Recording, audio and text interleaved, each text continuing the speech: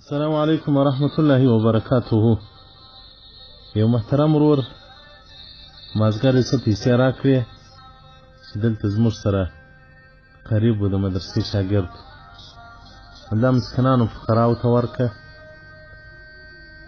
پر ما ته فقراو ښه پوهېږې او محتاجانو باندې ښه پوهېږې، نو بیا راته ولې څه فضایل د دغه سړی یو چا سره کومک وکړي. نو مالی انشاءالله الرحمن زه به په ګروپ کې د دې بیان وکړم. د بی بی عایشې رضی الله عنها مبارک په زمانه کې د رسول الله صلی الله علیه وسلم مبارک ته حیات په دور کې بی بی عایشې رضی الله عنها یو مینځه رانیول. جبرائیل علیه السلام رالی و رسول الله صلی الله علیه وسلم ټول یا محمد یا محمد علیک السلام دغه مینځه له کوره وباسئ، دغه اهل نارو څخه ده. رسول الله صلی الله علیه وسلم مبارک رالی و بی عایشې رضی الله عنها ته دغه مینځه وباسه له کوره څخه دا دوزخي ده. بی بی عایشې رضی الله عنها مبارک یې وایي خرما یې ورکړلې او زه ولاړه ته رخصت زموږ له کوره ووځد، وایي هغه مینځه چې راووتله خرما یې خوړلې، خرما یې ورختمې شولې. یوه خرما ورپاته شوله چې هغه یې نیمه یې خوړلې وه نیمه یې په لاس کې وه. یو فقیر ورته ودرېدی، هغه مینځ هغه نیمه خرما و فقیر ته ورکړله. فجاء جبريل عليه السلام، جبرائیل علیه السلام رالی چې یا محمد علیه السلام الله جل جلاله امر وکړ چې هغه مینځه بېرته کور ته بوځي. الله له اوره څخه ازاده کړل په هغه نیمه خرما باندې. نو ځکه رسول الله صلی الله علیه وسلم وایي تاسې د اوره څخه ځان ازاد کړئ که څه هم په نیمه خرما باندې وي. نو رسول الله صلی الله علیه وسلم مبارک بی بی عایشې رضی الله عنها مبارک ته ویل یا عایشه اشتري نفس من النار ولو بشق تمره، ځان د اور څخه ازاد کړه که څه په نیمه خرما سره وي. رواه احمد باسناد حسن. او د رسول الله صلی الله علیه وسلم مبارک په سیرت کې راوړي وایي رسول الله صلی الله علیه وسلم مبارک یو بازار ته ووت یو وخت په مدینه منوره کې 8 دراهم یې ورسره واخیستل چې یو قمیص رانیسي. نو یو مینځه یې ولیدله ژړلې. رسول الله صلی الله علیه وسلم مبارک وپوښتل ولې ژاړې؟ دې ویل 2 روپۍ هغه زما بادار راکړلې چې په دې باندې شان رانیسه، هغه زما څخه ورک شولې. رسول الله صلی الله علیه وسلم مبارک 2 روپۍ ودې مینځ ته ورکړې. نو په 4 پیسو باندې یې کمیس رانیوی. نو کم وخت رسول الله صلی الله علیه وسلم له سوق و له بازار څخه راوګرځېدی، یو سړی یې ولیدی، هغه دا نارې ویې وایي من کسان صوبا که چا ماته کالي راکوزي پټ کړم الله جل جلاله دې ده ته د جنت د ګېڼو څخه ګېڼې ورکړي، د جنت په ګېڼو دې الله جل جلاله پټ کړي. زه لږ یم فدفع الیه القمیص رسول الله صلی الله علیه وسلم، رسول الله صلی الله علیه وسلم مبارک خپل کمیس هغه ته ورکړ. ثم رجع الى السوق، رسول الله صلی الله علیه وسلم مبارک لاړ یو بازار لره چې هغه کمیس رانیسي. نو په 2 درهمه باندې کمیس رانیوی، 2 درهمه مینځې ته ورکړله، 4 درهمه یې فقیر ته ورکړله، په 2 درهمه یې کمیس رانیوی. نو تر هغه مخکې کمیس په کمزورې کمیس و. رسول الله صلی الله علیه وسلم مبارک چې رالی مینځه ژاړي. رسول الله صلی الله علیه وسلم مبارک ټول ولې ژاړې؟ ټول وځنډېدم د خپل کور د بادار څخه ژاړم چې ومې نه وایي څه تر اوسه چېرولې. رسول الله صلی الله علیه وسلم مبارک ویل درځه زه به ستا پر ځای باندې هغه له دې څخه عفو وغواړم او تا به معاف کړي. رسول الله صلی الله علیه وسلم مبارک چې دروازې ته رالی دا کور دروازه یې ور وټکوله او اذن یې وغوښتی. یو وارې اجازه وغوښتله، 2 وارې اجازه وغوښتله، 3 وارې اجازه وغوښتله، چا جواب نه کوي ور. اخر بیا جواب ورکول سو. رسول الله صلی الله علیه وسلم مبارک ولې مو تر اوسه پورې ما ته غږ نه کوه؟ 3 واره ما اواز وکړ چې اجازه ده زه درسم. هغه ورته ویل یا رسول الله ستا په اواز باندې موږ ته بروک حاصلاوه، ستا اواز موږ ته خوند راکاوه. رسول الله صلی الله علیه وسلم مبارک له دې څخه عفو وغوښتله د جاریې په چې دغه مینځه ته خشم مه کوئ، دا مینځه ته درد مه کوئ. هغه صحابه کرام چې په کور کې وه هغه ویل یا رسول الله دا ازاده ده، دا موږ ازاده کړې ده ستا په خاطر باندې. نو مینځه ازاده شوه. هغه مینځي ایمان پسې راوړي چې دا څومره د شفقت او د رحمت نبي دی. نو رسول الله صلی الله علیه وسلم بارک ویل ول هغه 8 روپۍ رسول الله صلی الله علیه وسلم دې 8 روپو څونه غټ اجر زما لاسته راوړي. یو مینځه د دې پیسو په سبب باندې ازاده کړول شوه او د دې پیسو په سبب باندې مؤمنه کړول شوه او په دغو پیسو باندې یو لڅ پټ کړول شو. نو رسول الله صلی الله علیه وسلم بارک به هغه خپله دومره سخي و، دومره یې د فقراو پر مساکینو باندې لاس فراخ و. نو خو زموږ هم هغه مقتدا او پیشوا دی، باید زموږ هم لاس فراخ وي پر مظلومانو، پر غریبانو او پر عاجزانو باندې. او دغه رنګه وایي منصور بن عمار او دلته نوم مبارک یو وخت نصیحت کاوه. فقام رجل من الحاضرین، وایي د ناست خلکو څخه یو ولاړ شو چې زه 4 دراهمو ته ضرورت لرم، ما ته یې راکړئ، زه مجبور یم. منصور بن عمار دا خبره وکول، ول که دغه مسکین ته هر چا 4 دراهمه ورکړو دعوت له 4 دعوات، 4 دعاوې به زه ورلره وکړم. فقام عبد یهودین، د یهودي مریی و، هغه ولاړ شو. واعطاه، هغه ته 4 دراهمه ورکړل. بیا هغه مریی وویل انا رقیق، زه مریی یم، دعا وکړه چې ما الله ازاد کړي. وانا فقیر، زه فقیر یم، دعا وکړه چې الله ما غني کړي. وانا مذنب، زه ګناهګاره یم، معصي یم، دعا وکړه چې الله جل جلاله ما ته مغفرت وکړي. او څلورم وادع لسیدي بالاسلام، دعا وکړه زما بادار ته چې عظیم مریی یم چې اسلام قبول کړي. منصور بن عمار او نوم مبارک دعاوې ورلره وکولې. مری د مسجد څخه کور ته رالی، بادار سترګې راکښلې چې ولې دومره وځنډېدلې. ده ورته ویل چې د منصور بن عمار په مسجد کې وم، هلته یو مسکین غریب رالی، ما 4 دراهمه ورکړل، هغه بیا 4 دعاوې راته وکولې. یوه دعا یې د عتق ته ازادوالی راته وکول. هغه یهودي ورته وایي انت حر لوجه الله تعالی، ته د الله دپاره ازاد. او مری ورته دویمه دعا یې دا راته وکوله چې هغه ما ته الله جل جلاله رزق پراخ راکړي. وایي ده ورته لکه 4000 درهم، تا لره هغه 4000 دراهم دي در واخلي. هغه مری ورته وایي ودعا لک بالاسلام، ودعا لک بالاسلام، او تا ته دعا د اسلام په برکت د اسلام وکولې چې الله دې په اسلام مشرفه کړي. فقال اشهد ان لا اله الا الله وان محمد رسول الله. او دا مری ورته وایي ودعا لي ولک بالمغفره، او دعا یې کړې د ما او تا لره د مغفرت. هغه بادار وایي دا زما په قدرت کې نه ده چې ما ته ځان ته مغفرت حاصل کړم یا تا ته، دا د رب الارباب د الله جل جلاله کارونه دي. وایي ماښام هغه مری هم خوب ویني، بادار هم خوب ویني. په خوب کې چا ورته وویل الله جل جلاله بلا کیفه غږ پر وکړي ول فعلت ما في قدرتك، هغه چې ستا په قدرت کې وه هغه دې وکول، او زه هغه کوم چې زما په قدرت کې دي. ای یهودي غفرت لك ولعبدك ولواعج ولحزرین، تا ته مې عفه کړې ده، هغه مریض تا ته مې عفه کړې ده، او هغه واعظ منصور بن عمار ته مې عفه کړې ده، او هغه چې په مسجد کې خلک ناس او حاضرین هغو ته مې عفه کړې ده. دا هغه ټول هغه څه وه چې د 4 دراهمو د خیراتو د صدق په وجه باندې د دې مری او د دې یهودي او د دې مسلمانانو لاسته راغله. او دغه رنګې وایي ایوب انصاري رضی الله مبارک یو سړی ولیدی د رسول الله صلی الله علیه وسلم مبارک وقبر ته ولاړ دی، دعا کوي فی اللهم بحرمة هذه التربة وبحق سورة الإسلاق وسورة الإخلاص فارزقني 4000 درهم. یا رب د دغه خبر په برکت د دې رسول الله صلی الله علیه وسلم په شرافت او د سورة الاخلاص په شرافت ما ته 4000 دراهم راکړي. ابو ایوب انصاري ورته مبارک څه ورته وایي تا ته شرم نه درځي، حیا نه درځي چې د دنیا په خاطر باندې د رسول الله صلی الله علیه وسلم مبارک خبر الله ته پیښې.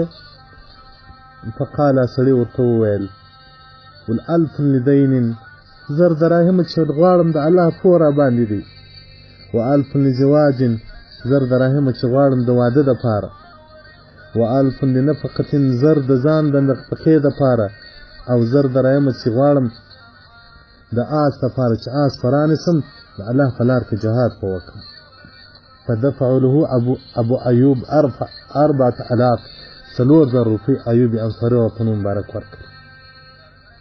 ایوب انصاري ورته نوم مبارک مسجد ته ننوتی، په وجد المحراب، په محراب کې 4 هغه همیانۍ پیدا کړي. په هر یوه کې 4 زره دیناره وه.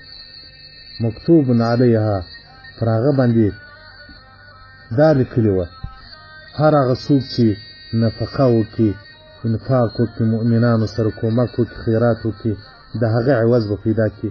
وهو خیر الرازقین، زه هغه رب یم چې خیر د رازقانو دی، خیر د رزق ورکوونکی. او په دې همیانۍ کې لیکلې وه چې یا ابا ایوب هذا خلف نفقتک، دا ستا هغه د خیرات عوض و بدله ده، او هغه د آخرت ته به بیا په ورځ آخرت الله درکوي. او دغه رنګ یو شیخ مبارک وایي روژه وله، د اهل بیت یې هم روژه وله. په دروازه کې یو سائل ودرېدی چې هګۍ راکړي. دغو بیبي ته وویل چې ورسه هګۍ ستا که نسته. هغه 3 دانې هګۍ دغه مې ستا روژه ماته راګرځولي دي، ډول ورکړه. ښځو ور ولاړ شو، 3 دانې هګۍ ورکړې. نو نور په کور کې د روژه ماتې یو شی هم نشته. هغو به هګۍ په اوبو کې پخولې، بیا به خوړلې. داسې نه وه لکه موږ چې په رومیانو، په ټماټرو، په پیازو کې خورو. روژه مات هېڅ نشته. ښځې ورته وویل نو خو سړی ماښام د روژه مات ټیم رالی، هېڅ به خورو، نو الله جل جلاله به موږ ته عوض راکړي. نو وایي مازدیګر دروازه وټکېدله. دی چې ور ولاړ شو، یو سړی ولاړ دی چې ما نظر کړی دی چې 10 هګۍ او 1 چرګه نه خیرات کړم. نو په دا کلي کې مې ستاسو کور غریب را معلوم شو، دا درواغ. ده چې هغه هګۍ وکتلې، ښځې ته یې وویل چې دا هګۍ څو دانې دي؟ 10 دانې دي. دغه 10 خو د 10 د درو بدله شوه. هګۍ 10 الله راکړلې او چرګه زیادت شوله. هګۍ چې وکتلې 10 هګۍ کې ماتې دي. ده ښځې ته وویل چې دا 10 هګۍ ولې ماتې دي؟ موږ خو 3 هګۍ ورکړې دي. ښځې ورته وویل هغه 3 هګۍ کې 1 هګۍ چې ما ورکوله هغه ماته وله، نو د هغه ماتې بدله ماته ورته راغله. او رسول الله صلی الله علیه وسلم وایي داو امراضکم بصدقه، د مرضو علاج په خیرات باندې وکړي، په صدقه باندې وکړي. او رسول الله صلی الله علیه وسلم وایي د انسان د لاس څخه چې پیسې ووځي، د سائل لاس ته لانې ورغلي، د الله لاس ته ورسي بلا کیفې قبول شي.